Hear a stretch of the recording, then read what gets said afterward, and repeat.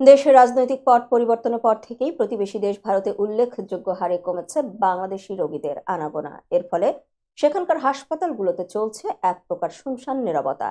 বিশেষ করে যেসব হাসপাতাল বাংলাদেশি রোগীদের ওপরে অনেকটাই নির্ভরশীল ছিল, তারা পড়েছে চরম বিপাকে। পূর্ব ভারতের বেসরকারি হাসপাতালগুলোর সংগঠনের বরাতে বিবিসি বাংলা জানিয়েছে, বাংলাদেশ থেকে রোগী যাওয়া প্রায় 70% কমে যাওয়ায় কলকাতা সহ ভারতের অন্যান্য শহরে হাসপাতাল ব্যবসায় ব্যাপক ধস নেমেছে।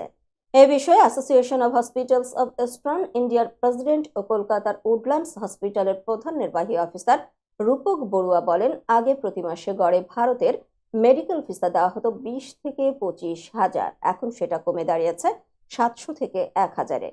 তাও সব নতুন রোগী নয়, পুরনো রোগী যাদের চেক আপ আছে তারাই ভিসা পাচ্ছেন। তিনি আরো বলেন, এ কারণে পুরো ভারতের হাসপাতাল শিল্পের উপরে বড় ধাক্কা এসেছে।